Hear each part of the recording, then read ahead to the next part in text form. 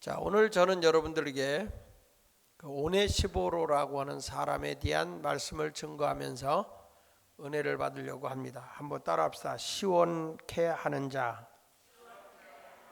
시원케 하는 자라고 하는 제목으로 그 오네시보로에 대한 말씀을 증거하도록 하겠습니다. 이 바울은 지금 로마의 감옥에 갇혀 있습니다. 그가 감옥에 갇혀서 지금 로마에 가서 가이사의 재판을 받기 위해 기다리고 있는데, 그 재판의 결과에 의해서 단두대에 올라가서 목이 잘려질 그러한 위기에 놓여 있는 상황입니다. 그러니까 바울이라고 하는 사람이 예수를 만나고 복음을 전하는 상황에서 많은 어려운 그런 고통을 당하고 힘든 일을 많이 당합니다. 그에게는 너무 선교에 지쳐서 육체의 가시라고 하는 육체의 질병을 가지고 있었습니다. 많은 성서학자들은 바울이 가지고 있는 육체의 가시를 안질병으로 보는 분도 있고, 어떤 분은 간질병으로 보는 분도 있고, 또 어떤 분은 너무 전도에 지쳐서 풍토병으로 그가 상상할 수 없는 그런 아픔을 겪었다라고 하는 얘기를 하고 있어요. 근데 보편적으로 그는 눈이 안 좋았기 때문에 안질이었을 것이다라고 그렇게 얘기를 합니다. 그러니까 바울은 육체의 가시를 가지고 있기 때문에 육체의 질병이 있었어요. 그런데 그가 로마의 감옥에 지금 갇혔는데, 이런 지상에 있는 감옥이 아니라 땅을 파고 그 땅 밑에 감옥을 만들어 놨기 때문에 상당히 습하고 눅눅한 곳에 바울이 갇혀 있었습니다. 그래서 그가 믿음의 아들 디모데에게 나를 만나러 올 때 꼭 겉옷을 좀 가지고 와달라 이렇게 부탁을 하기도 했습니다. 겨울이 오기 전에 겉옷을 가지고 와라. 그만큼 그의 육체가 매우 고통스럽고 힘들게 생활하고 있었다라고 하는 것을 보게 됩니다. 그러면서도 바울은 지금 알고 있습니다. 자기 생명이 멀지 않아 이제 끝난다는, 순교의 길을 걸어가야 된다는 것을 알고 있습니다. 그럼에도 불구하고 바울은 전혀 믿음이 약하지 않고 자기의 강한 믿음을 이렇게 표현합니다. 디모데후서 4장 7절 이하 8절에 보면 우리 같이 한번 읽어보겠습니다. 시작. 나는 선한 싸움을 싸우고 나의 달려갈 길을 마치고 믿음을 지켰으니 이제 후로는 나를 위하여 의의 면류관이 예비되었으므로 주 곧 의로우신 재판장이 그날에 내게 주실 것이며 내게만 아니라 주의 나타나심을 사모하는 모든 자에게도니라. 여기 보면 나는 선한 싸움을 싸우고 나의 달려갈 길을 마치고 믿음을 지켰기 때문에 이제 후로는 나를 위하여 의의 면류관이 예비되어 있을 것이라고 고백을 하고 있습니다. 한마디로 얘기해서 자기는 인생을 마감을 지면서 나는 결코 후회함이 없다는 것입니다. 오직 예수 그리스도 그분을 위해서 내 모든 전심전력을 다 쏟았고 내 모든 생명까지, 이제는 마지막까지도 예수를 위해 드리게 되어 있는 이런 환경 속에서 그는 무엇을 고백하고 있냐면 강건한 믿음을 표현하고 있는 것입니다. 바울은 무척이나 외로웠습니다. 그래서 바울은 이렇게 고백합니다. 디모데후서 4장 11절에 보면 바울이 이런 고백을 합니다. 같이 한번 읽어볼까요? 시작. 누가만 나와 함께 있느니라. 내가 올 때에 마가를 데리고 오라. 그가 나의 일에 유익하니라. 지금 바울이 말하는 거 보십시오. 누가만 지금 현재 나와 함께하고 있다는 것입니다. 지금 바울은 감옥에 갇혀 있는 상황에서 지금 많은 외로움을 고백하고 있습니다. 한마디로 모두가 다 바울 주변에서 떠나가 있다는 것입니다. 기대했던 몇몇 친구도 다 떠났습니다. 아시아에서 바울을 만났던, 많은 은혜를 입었던 사람들도 다 떠났습니다. 그 중에 오늘 본문에 보니까 부겔로와 그 다음에 호모게노가 다 나를 떠났다. 그리고 바울과 함께 동반했던 데마라고 하는 사람도 세상을 사랑해서 떠났다는 것입니다. 바울이 전도 여행을 하고 가는 것은 편안한 일이 아닙니다. 매우 고달프고 피곤한 길입니다. 얼마나 힘들고 어렵겠어요. 제가 미주 집회를 떠날 때 제 아내와 함께 미국에 이렇게 같이 가거든요. 같이 갈 때마다 항상 제 아내가 하는 말이 혼자만 가요. 나 너무 힘들어요. 아무것도 안 하고 복음만 전하고 거기 왜 따라가야 되냐고. 그런데 그 전에 같이 가잖아요. 가면은 이게 시차관 밖에서 앉아서 똑같은 내 설교를 듣는다는 게 고문이요, 고문. 그러니까 힘들죠. 앉아서 그렇게 책임지고 자요. 근데 얼마나 힘들겠어요. 근데 가서 편안하게 호텔에도 묵고 대접도 받고 그런데도 그게 너무 고달프고 힘들다는 거예요. 그런데 사도 바울을 쫓아가는 그 길은 험한 길입니다. 환난의 길입니다. 외로운 길입니다. 고독한 길입니다. 그러니까 이 데마라고 하는 자도 바울을 쫓아가다가 데살로니가라는 곳에 와 보니까 너무너무 세상이 좋은 거예요. 내가 왜 이 고생을 해야 돼? 내가 왜 이 힘든 이 길을 걸어가야 돼? 그래서 나는 바울과 함께 전도 여행, 이 고달프고 피곤하고 어려운 이 길을 가지 않겠다. 그리고 자기 육의 눈으로 봤을 때 너무 아름답게 보이는, 재밌게 보이는 세상을 향해 내려간 사람이 데마입니다. 데마라고 하는 사람은 예수 그리스도를 믿어 구원받은 사람입니다. 주님을 잘 섬기기로 헌신을 결단한 사람이 데마입니다. 그러나 그가 막상 주를 위해 살겠다고 결단하고 같이 바울을 따라갔지만은 얼마 정도 지나가다 보면 바울은 상당히 그 강한 사람입니다. 바울이라고 하는 사람한테 한 번 찍히면요 봐주는 게 없어요. 바울은 아무리 옆에서 누가 뭐라고 그래도 나는 그 사람하고 같이 안 가겠다. 그래서 바울과 바나바가 싸우고 갈라지는 거거든요. 그만큼 이 바울이라고 하는 사람은 상당히 강한 사람이에요. 이런 바울이라고 하는 사람이 이 데마를 데리고 가는데 보니까 오직 예수밖에 모르는 거예요. 뭐 먹을 것도 뭐 잘 안 사줬겠죠. 고달픈 길을 걸어가는 거예요. 힘든 길을 걸어가는 거, 오직 예수만을 위해 살아가는 거예요. 전에 우리 교회 장로님들과 인도네시아, 말레이시아, 그 다음에 싱가포르 이런 곳에 선교 여행을 제가 데리고 다녔습니다. 우리 교회에서 세웠던 교회들을 탐방하고 학교를 세워줬던 그런 곳을 이렇게 탐방을 하면서 계속 이렇게 정글 속으로 이렇게 돌았고 말레이시아 선교센터까지 도는데 저는 이렇게 가면 놀면서 시름시름하지 않거든요. 굉장히 타이트하게. 그러니까 나중에 가서는 공항에서 잠도 자고 뭐 어디도 가고 그러다 보니까 고국의 장로님과 그 당시에 아무모 장로님 요분들이 같이 갔었는데 막 입이 이만큼씩 부르트기 시작하는데 나중에는 그 열대지방이니까 너무너무 짜증나니까 둘이 막 싸워. 가방을 네가 들고 가라 내가 들고 가라 막 싸우는 거예요. 너무 짜증나니까. 이러다가 선교구 나발이고 교인도 잃어버리겠어. 그래가지고 제가 하루에 선교사님에게 부탁해가지고 무조건 호텔 좋은 데 잡아라. 그리고 잡아놓고 그곳에 가서 24시간을 잠만 재웠어요. 24시간을. 그러니까 거짓말같이 입이 이만큼 부풀어 올랐던 게 쑥 들어가더라고요. 여러분 저는 그 조그마한 선교지를 걸어가고 그렇게 고달픈 길도 아니었음에도 불구하고 그렇게 힘들어하는 것을 보게 돼요.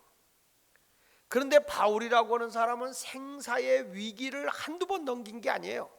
그런 위험한 길을 걸어가면서도 그는 오직 예수만을 위해 산 사람이고 나의 달려갈 길을 다 달려갔다라고 말하고 있습니다. 여기 바울 보십시오. 바울이 선교의 길을 걸어가는 길이 얼마나 험악하고 힘들었으면 바울과 함께 하겠다는 사람들이 다 바울을 버리고 도망갔겠어요. 디모데후서 4장 16절에 있는 말씀을 봅니다. 디모데후서 4장 16절에 있는 말씀 같이 읽어볼까요? 시작. 내가 처음 변명할 때에 나와 함께한 자가 하나도 없고 다 나를 버렸으나 그들에게 허물을 돌리지 않기를 원하노라. 내가 처음 변명할 때 나와 함께한 자가 하나도 없고 다 나를 버렸으나 그들에게 허물을 돌리지 않기를 원하노라.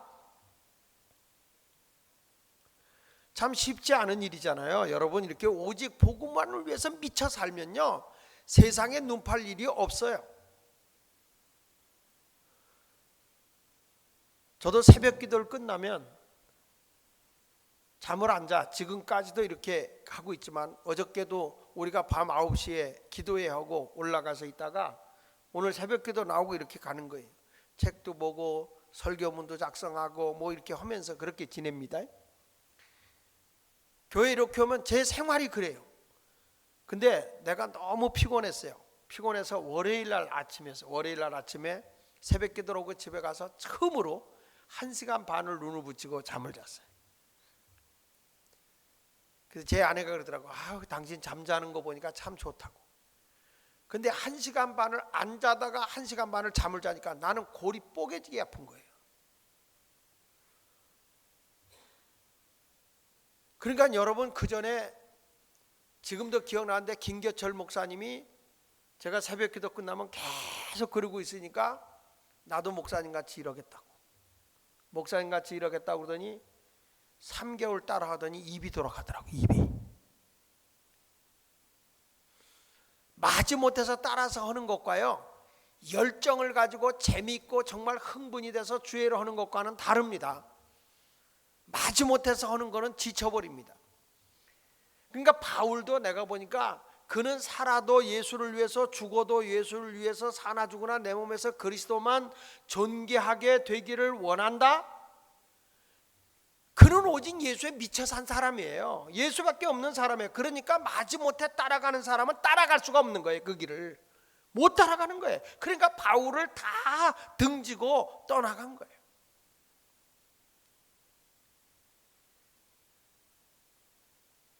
신약 성경에 이 오네시보라고 하는 사람은 딱 2번밖에 이름이 안 나오는데, 바울이 가장 칭찬한 사람이 바로 이 오네시보로라고 하는 사람이에요.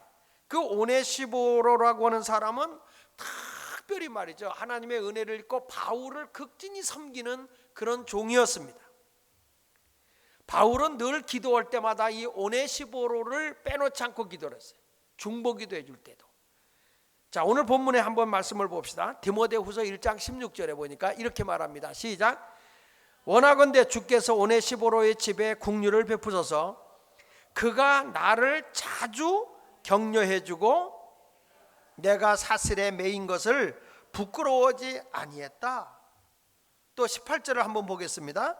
원하건대 주께서 그로 하여금 그날에 주의 국류를 입게 하여 주옵소서. 또 그가 에베소에서 많이 봉사한 것을 내가 잘 아느니라. 바울이 이 오네시보로에 대해서 얘기하길 뭐라 하냐면, 그가 나를 자주 격려해 줬다. 그리고 내가 어떤 일을 당하고 쇠사슬에 묶이고 감옥에 갇히고 사람들이 욕하고 미친 사람이다 수모를 주고 창피한 일을 주어도 절대로 이 오네시보로라고 하는 사람은 바울을 부끄러워한 적이 없다. 바울에 대해서 많은 사람이 코너에 몰아버리고 바울이라고 하는 사람을 완전히 사람들이 비하시키고 아주 그냥 묵사발을 만들어버린다 할지라도 이 오네시보로만큼은 바울을 절대적으로 존경하고 바울을 사랑하고 바울을 섬기고 바울을 기쁘게 하는 역할을 했던 사람이 오네시보로라고 하는 사람입니다. 그는 어느 곳에 가든지 에베소에 갈 때도 아주 봉사를 많이 한 사람 중에 하나였어요. 그래서 오늘 저는 바울이 아주 귀하게 여기는 이 오네시보로에 대한 말씀을 증거하려고 하는데, 도대체 이 오네시보로라고 하는 사람은 어떤 사람이었느냐? 자, 여기 첫째 보면 그는 바울을 격려해 주는 사람이었다. 따라합시다. 바울을 격려해 주었다. 자, 15절부터 봅니다. 시작. 아시아에 있는 모든 사람이 나를 버린 이 일에 내가 하나니 그 중에는 누구라고요? 부겔로와 허모게네도 있다. 나를 버렸다. 원하건대 주께서 오네시보로의 집에 국류를 베푸시옵소서. 하나님의 사랑과 은혜를 베풀어 달라는 겁니다. 중보기도 하고 있는 겁니다. 왜요? 그가 나를 자주 뭐 했다고요? 격려해 줬다. 그가 나를 격려해 줬다. 개역 성경에 보면 디모데후서 1장 16절에 그가 나를 자주 격려해 줬다는 말이 어떻게 나와 있냐면 따라합시다. 저가 나를 자주 유쾌하게 했다. 아주 바울을 기쁘게 한 사람이 누구냐? 오네시보로라고 하는 사람이라 이렇게 말하고 있어요. 여러분 여기 보면 이 그가 나를 자주 격려해 줬다. 그 말은 자주 나를 유쾌하게 했다. 이 오네시보라고 하는 뜻은 무슨 뜻도 가지고 있냐면 그가 나를 시원하게 한다 이런 뜻도 있고 나를 위로해 주고 격려해 준다는 뜻도 있거든요. 그러니까 한마디로 바울이라고 하는 사람이 오네시보로를 볼 때 뭐라고 하니 나를 참 격려해 주면서 나를 기쁘게 하지만 참 나를 시원하게 해주는 사람이다. 마치 사람이 신발을 신고 가서 막 발이 쪼이고 피곤한데 신발을 탁 벗었을 때 기분이 어때요? 시원하죠? 누가 발을 싹 씻겨주고 발 마사지를 해준다. 피곤이 싹 풀리지 않겠습니까?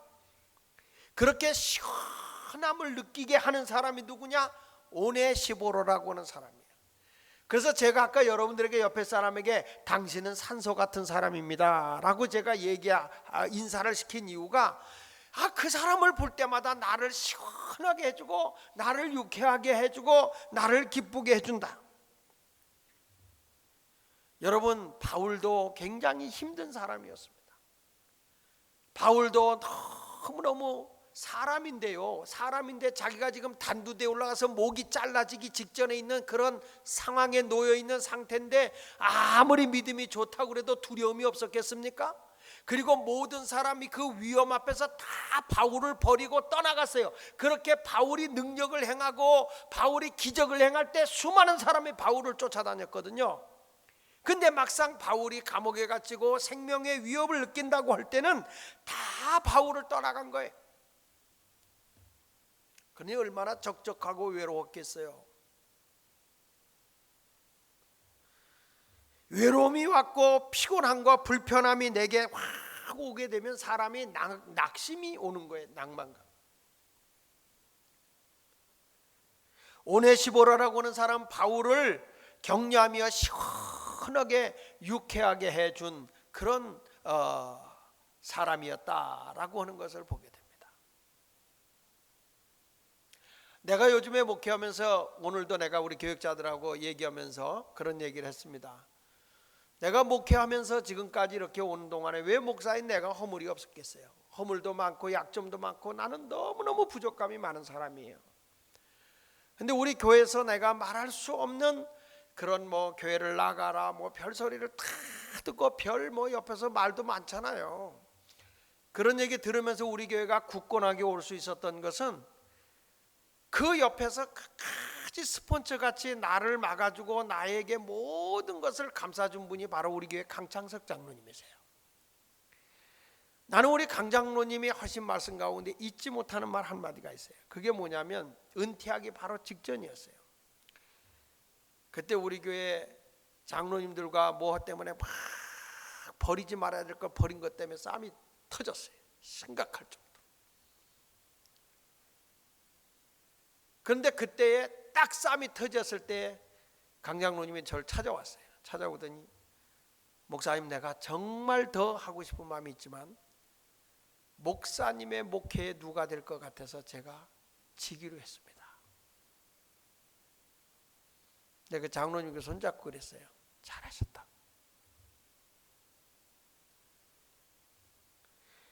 어느 교회를 가보면 문제가 생기잖아요.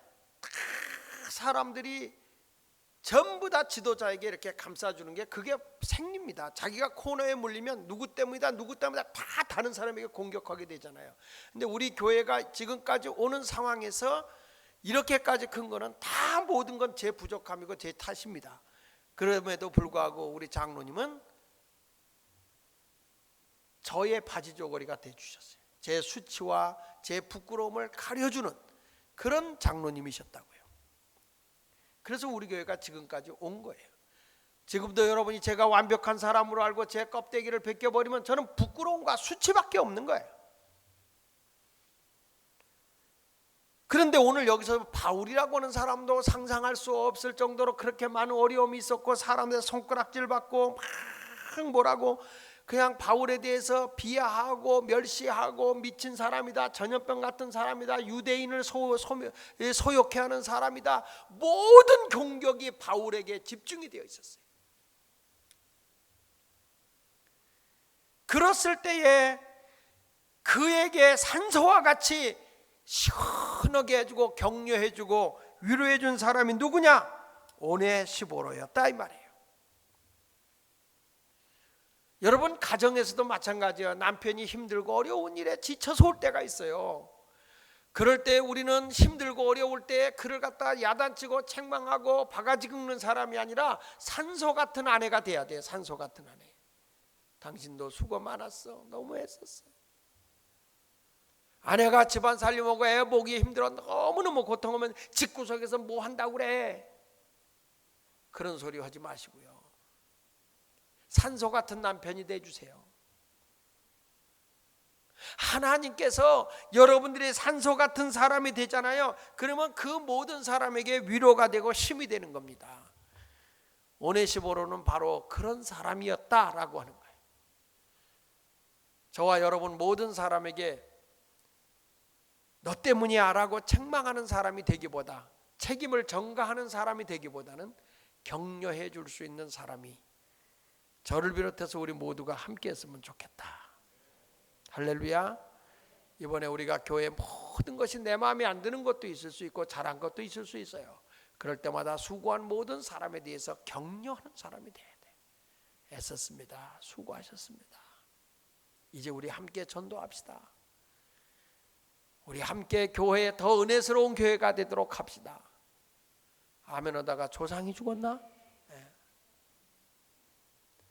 두 번째, 오네시보로는 어떤 사람이었느냐? 따라합시다. 바울을 끝까지 따랐다. 여기 디모데후서 1장 16절 하반절에 보면 이렇게 말합니다. 같이 읽어볼까요? 시작.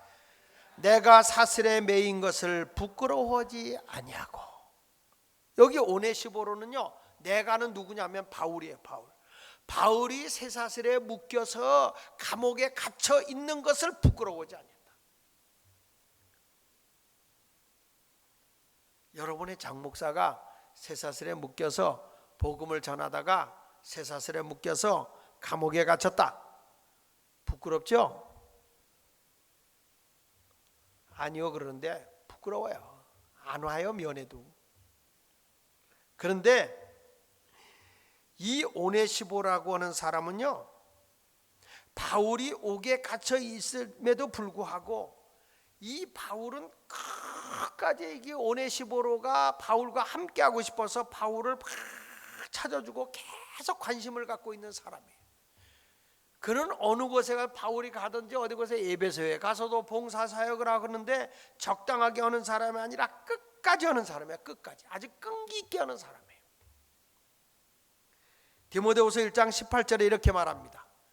원하건대 주께서 그로 하여금 그날의 주의 국류를 입게 하여 주옵소서. 오네시보로를 위해서 중보기도 하는 거예요. 또 그가 에베소에서 많이 봉사한 것을 내가 잘 아느니라. 모든 사람이 알도록 오네시보로는 봉사도 열심히 했다라고 말씀을 하고 있습니다. 그는 바울을 찾아다니는데 너무너무 힘이 들었어요. 어디에 갇혔는지를 모르는 거예요, 바울. 그런데 그는 포기하지 않고 그 쇠사슬에 묶여서 땅속 감옥에 갇혀 있음에도 불구하고 그를 오네시보로가 계속 찾아다닙니다. 17절에 보니까 이렇게 말씀해요. 17절에 시작. 로마에 있을 때에 나를 부지런히 찾아와 만났음이라. 로마에 있을 때에 나를 부지런히 찾아와 만났다. 감옥이 여기서 이 로마의 감옥이란 감옥은 다 찾아다닌 거예요. 도대체 어디에 있는지. 왜 그랬을까요? 바울을 귀히 여겼기 때문인 줄로 믿습니다. 시원케 하는 사역을 간다고 하는 것은요, 저는 이렇게 생각해요. 의무감으로 하는 거는 절대 남을 시원하게 해줄 수 없어요. 남을 격려해 줄 수 없어요. 자기 유익과 명예와 이익을 위해서 하는 사역은요, 그게 절대 남을 감동시키지 못합니다. 어떤 사역을 할 때든지 간에 내가 오리를 가자고 하면 심리를 가는 열정이 있어야 내 희생과 헌신이 따라야 사람을 감동시키는 거예요. 그게 다른 사람을 시원하게 하는 거예요. 내가 남의 집에 가서 일할 때도 정말 열심으로 최선을 다하는 분이 계세요. 그런 분들 보면 사람의 마음을 감동시키는 거예요. 제가 건설회사가 일을 안 하고 이것들이 이제 다 이렇게 떠났잖아요. 근데 우리 교회가 참 힘들게, 목사님이 너무 힘들게 자기가 일을 한다 그래가지고 처음에 우리 교회 공사를 했던 분이 그 뭐 철콘 했던 분이 저를 돕겠다고 왔어요. 와서 그냥 일을 하는데 얼마나 일을 정말 자기 일보다 더, 그리고 막 뭐 비싸게 하면 안 된다고, 이거 싸게 해야 된다고 그래가지고 막 자기가 그렇게 해가지고 하는데 정말 그 경복에서 올린 것에 3분의 1도 안 되게, 그러면서 그냥 그렇게 하세요. 이분이 하는 걸 보면. 근데 저는 몰랐는데 우리 정기로 권사님이나 이런 분들한테 그런 얘기를 하더래요. 왜 자기가 이렇게 목사님을 돕게 됐냐. 그런데 저는 그랬습니다. 여기 와서 일하는 사람들, 이렇게 주일날이나 정말 막 일하고 힘들고 땀을 흘리는 분들 보면 내 주머니에 돈 있으면 그분들에게 꼭 단돈 10만이라도 5만이라도 집어줬어요. 교회 짓는데 남 쉴 때 공휴일에 와서 일한다고 이렇게 줬어요. 근데 그분은요, 그 은혜를 못 잊겠다는 거예요. 그 은혜를. 별것도 아니거든요. 다는 그렇잖아요. 많은 사람이 그렇게 은혜를 입었음에도 불구하고 다 그런 게 아니라 그것을 정말 귀하게 여기는 분들이 있더라고요. 그러니까 저도 그런 마음을 가지니까 며칠 전에 우리 이경인 권사님을 통해서 한 분이 우리 교회에 대해서 그 기도를 하다가 감동을 받았다는 거예요. 가지고 혼자 사는 여자분이가 애 둘을 키워갖고 이렇게 하는데, 내가 보니까 난 그런 분인지 몰랐어요. 같이 가다 보니까 소아마비를 앓으신 분 같더라고요. 다리를 소아마비를 앓으신 거예요, 권사님? 예. 걸음을 잘 못 걷더라고요. 이게 자기가 다 금가락지 팔찌 다 모아내니까 한 17돈 정도 되더래요. 내가 저 목사님 저렇게 수고하고 이 예수마을교회 짓는데 내가 조금이라도 도움이 돼야 되겠다. 그래서 그거를 팔아서 500만 원을 교회에다 건축원금을 갖다 드리더라고요. 아, 정말 나는 그냥 일반인들이 이렇게 갖다가 한다고 그러면은, 그런데 제가 여기까지 이렇게 오셨는데 은평구에 계시는 분인데, 은평감리교에 다니시는 분인데 이렇게까지 오셔서 그랬다면 제가 저녁이라 대접하겠습니다 하고 걷는데 보니까 다리가 불편하신 거예요. 아, 하나님 또 사랑의 빛을 줬습니다.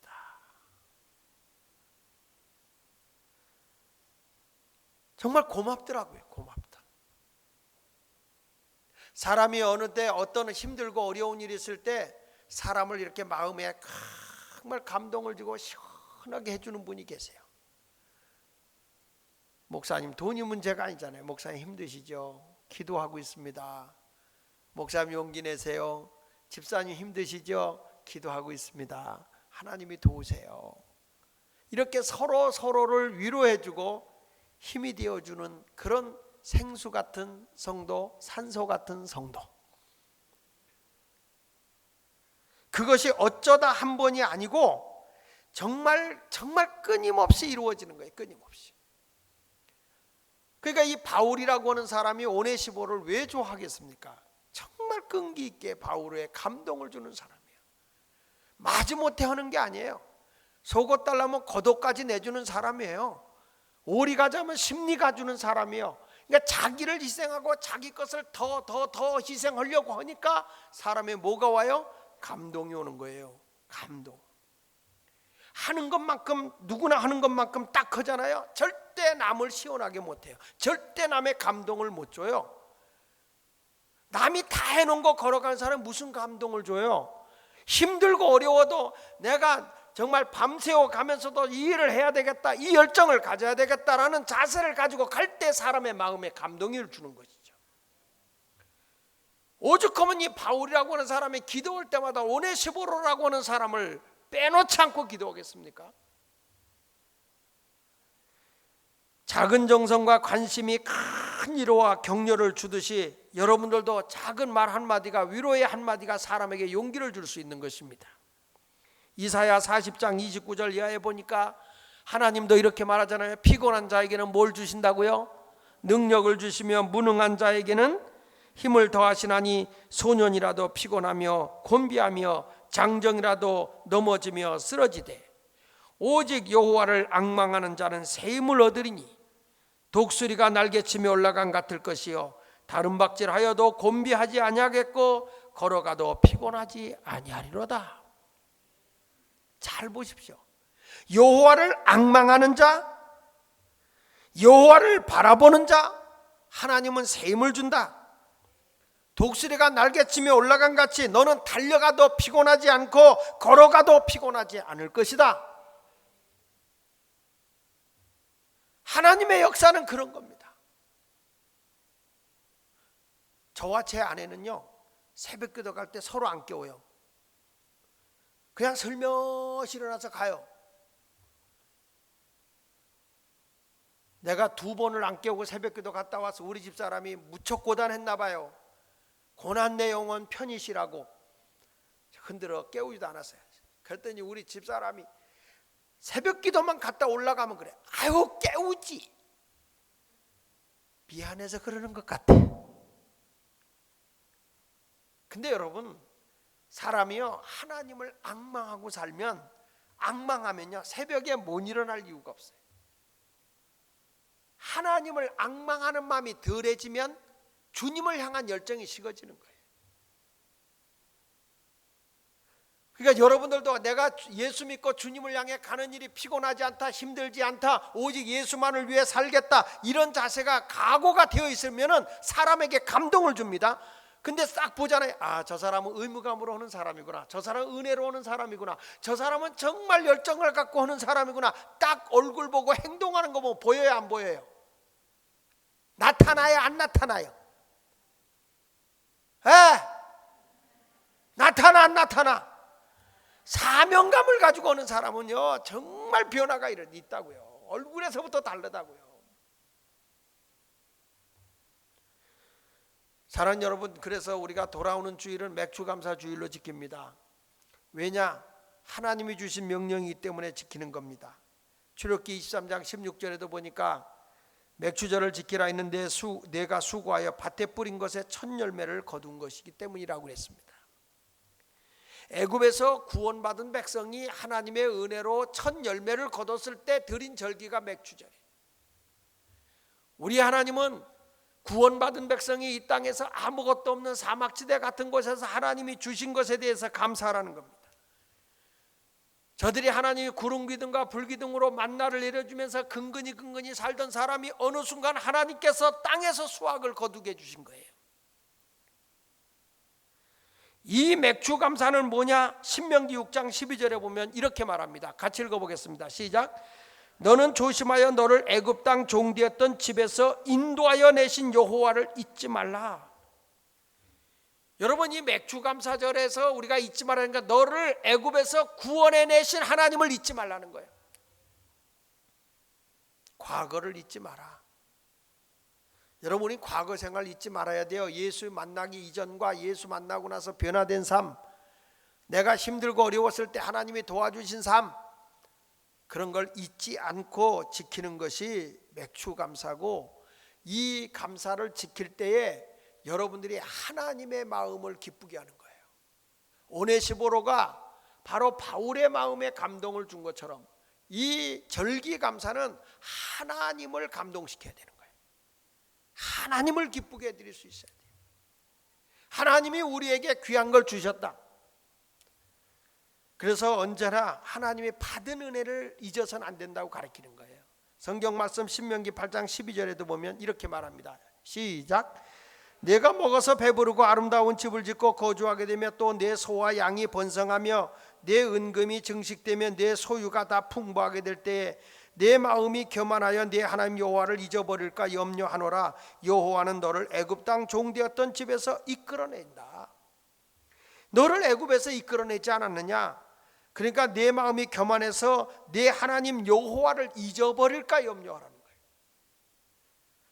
여러분 이번에 메르스라고 하는 바이러스의 그 중동 그 낙타 감기, 쉽게 말하면 그 병건으로 인해서 한국에요 경제적 손실이 오늘 발표된 거 보니까 10조가 넘는답니다. 지금 뭐 가게들마다 난리잖아요. 사람이 지금 나서지 못하고 있잖아요. 지금 아직까지 이 증후군이 나오지 오늘 며칠 동안 나오질 않고 있다는 거예요. 그래서 이대로 가면 7월 25일부가 되면 우리가 이제 메르스가 다 정복된 나라로 하고 이제 관광객이 들어올 수 있도록 홍보하고 뭐 이렇게 한다고 하는데, 지금 뭐 장사하는 사람들, 가게 하는 사람들마다 옷 팔려고 이 공장에 옷을 만들어 놓은 사람마다 다 묶여가지고 얼마나 힘들었는지. 오늘 아침에 식사를 하기 위해서 식당을 한번 찾아갔더니 늘 거기가 싼 식당에 갔더니 문을 닫았더라고요. 그 왜 문을 여기 닫았냐 그랬더니 지금 장사 안 돼서 문 닫았다고 하더라고요. 여러분 우리가요 하나님이 도와주지 않으면요 아무리 인간의 노력으로 애써도 안 되는 거예요. 안 되는 거예요. 그러니까 신앙생활은요 정말 영적으로 이렇게 바울과 오네시보로가 이렇게 감동을 주고 격려가 되어주고 끝까지 충성하는 것처럼 신앙생활도 내가 하나님을 감동시켜야 되고 하나님 앞에서 내가 시원하게 해주는 사람이 돼야 되거든요. 그러기 위해서는 하나님의 은혜를 잃어버려서는 안 된다는 거예요. 하나님의 은혜에 대해서 감사할 줄 알아야 되는 거예요. 믿습니까? 맥추절의 영적인 교훈이 뭐냐? 이는 이거에 사람이 떡으로만 사는 게 아니라 하나님의 말씀으로 사는 것을 일깨워주는 게 맥추절이에요. 이 맥추절을 얘기할 때는 오순절이라고도 하고 칠칠절이라고도 하고 또 초막절이라고도 얘기를 하는데, 이것이 뭘 우리에게 가르쳐 주냐면 이 맥추절이라고 하는 것은 칠칠절이라고도 하고 오순절이라고도 하는 이거는 이스라엘 백성들이 출애굽해 가지고 50일째 되는 날, 50일째 되는 날 모세가 시내산에 올라가서 십계명을 받습니다. 이스라엘 백성들에게 하나님이 주신 게 십계명이에요. 50일째 되는 날. 근데 신약에 와서 이 예수님이 부활 승천하시고 우리를 구원하고 구원의 완성을 이루고 난 다음에 예수님이 부활하시고 난 뒤에 50일째 되는 날, 오순절 날 뭐가 일어났죠? 성령 강림이 일어나요. 그런데 이 시내산에서 하나님의 십계명이 주어질 때에 불꽃이 임하는 것과 불이 혀같이 갈라지는 것과 사도행전 성령 강림 오는 것과 거의 생태가 흡사해요. 근데 보십시오. 초대의 오순절에 성령이 강림 오고 난 뒤에도 보면 교회가 세워지고 그 교회가 세워진 성령의 역사를 통해서 날마다 하나님의 말씀이 흥황하여 믿는 자의 수가 더 많아졌다는 거예요. 그러니까 이 성령 강림을 통해서 뭐가 이루냐면 우리에게 일깨워주는 것은 사람이 떡으로만 사는 게 아닙니다. 무엇으로 사는 거냐? 말씀으로 사는 거예요. 말씀으로. 그러니까 하나님의 말씀에 의지하고 순종하고 살아가게 될 때 하나님의 약속된 상과 복이 우리에게 다 주어지게 되는 것입니다. 교회를 통해서 지금도 하나님의 복음은 전파되기를 원하고 있고, 또 믿는 성도들을 통해서 여러분들이 하나님 앞에서 생수 같은 존재, 산소 같은 존재가 되기를 원하고 있어요. 야, 그 사람 참 시원시원한 사람이다. 이것이 사람과의 관계에서도 이렇게 화끈한 사람으로 보여질 뿐만 아니라 하나님 앞에서도 시원시원한 신앙생활을 해야 돼요. 마지못해 끌려다니는 신앙생활 하지 맙시다. 아멘 합시다. 마지못해 끌려다니지 마십시오. 정말 하나님의 은혜에 감격해서 하십시오. 감격해서 기뻐서 그 사역을 감당하십시오. 그럴 때 하나님이 저와 여러분들에게 약속된 그 모든 복을 더하여 주실 줄로 믿습니다. 그래서 오늘 결론은 오네시보로가 시원하게 바울의 인정을 받은 것처럼 우리 예수마을교회 성도님들도 모든 사람에게 정말 신앙생활 시원하게 한다 인정도 받을 뿐만 아니라 하나님 앞에 인정받는 시원시원한 뜨겁든지 차갑든지 하는 열정 있는 그런 성도들이 되시기를 예수 이름으로 축원을 드립니다. 그런 신앙의 길을 걸어가시기를 예수 이름으로 부탁합니다. 우리 찬송 우리 한 장